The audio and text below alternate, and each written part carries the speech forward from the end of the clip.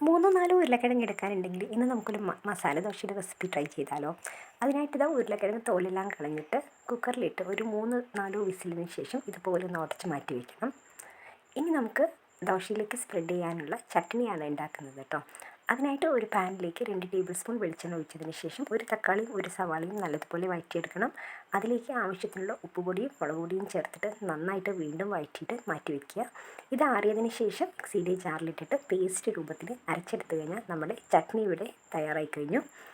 ഇനി അതുപോലെ ഒരു പാൻ അടുപ്പത്ത് വെച്ചതിന് ശേഷം അതിലേക്ക് സ്വല്പം കടുകും ജീരകവും സവാളയും ക്യാരറ്റുമാണ് ഞാൻ എടുത്തിരിക്കുന്നത്.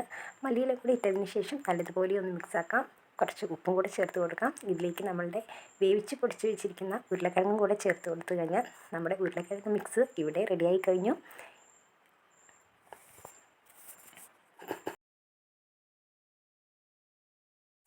അപ്പോൾ ഇതാ നമ്മുടെ ഉരുളക്കിഴങ്ങിൻ്റെ മിക്സും ദോശയിലേക്ക് സ്പ്രെഡ് ചെയ്യാനുള്ള ചട്നിയും ഇവിടെ റെഡിയായിട്ട് എടുത്തിട്ടുണ്ട്. ഇനിയിപ്പോൾ എന്താ, നമുക്ക് ദോശ ബാറ്ററി എടുക്കാം. ചൂടായ ദോശ തവിയിലേക്ക് ഒഴിച്ചു കൊടുക്കാം. മുകളിലായിട്ട് കുറച്ച് നെയ്യ് സ്പ്രെഡ് ചെയ്ത് കൊടുക്കാം. പകുതി വേവാകുമ്പോഴത്തേനും തിരിച്ചിടരുത്.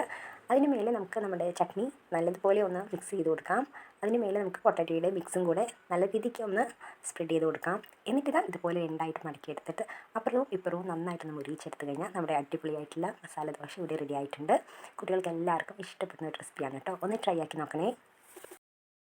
ഈ റെസിപ്പി ഇഷ്ടപ്പെടുകയാണെങ്കിൽ എൻ്റെ ചാനൽ ഒന്ന് സബ്സ്ക്രൈബ് ചെയ്യാനും വീഡിയോയ്ക്ക് ലൈക്ക് തരാനും മറക്കല്ലേ. എങ്കിൽ ഇൻഷാ അല്ലാഹ് അടുത്ത വീഡിയോയുമായിട്ട് വീണ്ടും കാണാം.